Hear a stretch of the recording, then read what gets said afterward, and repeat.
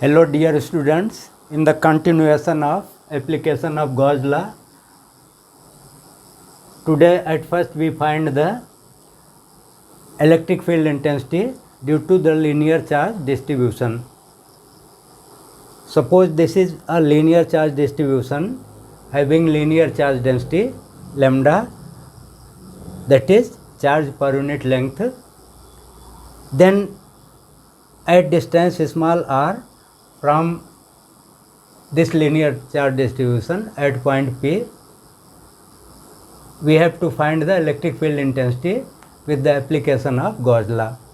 At first, let us draw a Gaussian surface which is a hollow cylindrical surface of length L and radius r, coaxial with the linear charge distribution as shown in diagram of figure 1.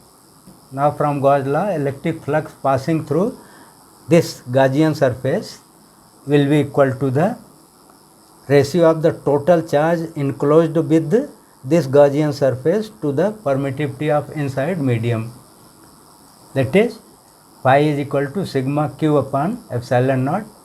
Sigma q will be the total charge inside this Gaussian surface, which will be length into charge per unit length, that is lambda into L. So phi will be equal to lambda L upon epsilon naught. Suppose this is equation 1. Also, electric flux is the product of electric field intensity and the area of Gaussian surface. Therefore, phi will be equal to E into A, where A is 2 pi r into L, area of this Gaussian surface. So, phi becomes E into 2 pi RL, equation 1 and equation 2. Equating equations 1 and 2, we get 2 pi RL into E is equal to lambda L upon epsilon naught, which gives E is equal to 1 upon 2 pi epsilon naught into R, which is the electric field intensity at point P at distance R from the linear charge distribution. Next we take electric field intensity near a charged plane conductor by Gauss law. Let us consider a positively charged plane conductor with surface charge density sigma. Surface charge density is defined as the charge per unit area.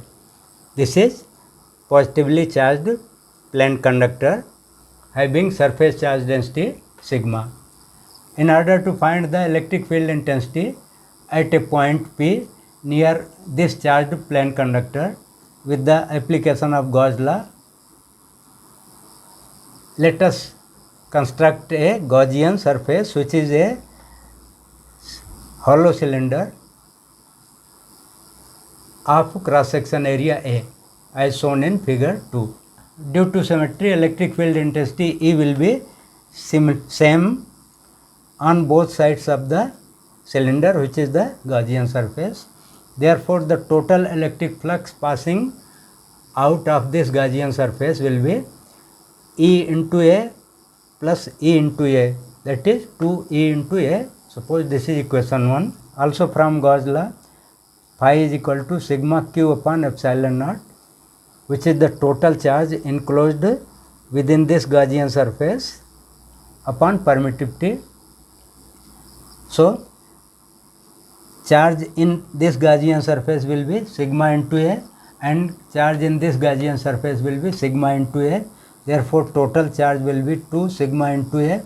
So, phi will be equal to 2 sigma A upon epsilon naught, equation 2. Equating equations 1 and 2, we get 2E into A is equal to 2 sigma A upon epsilon naught. 2A cancels out and we get electric field intensity E as sigma upon epsilon naught, which is the electric field intensity near this charged plane conductor.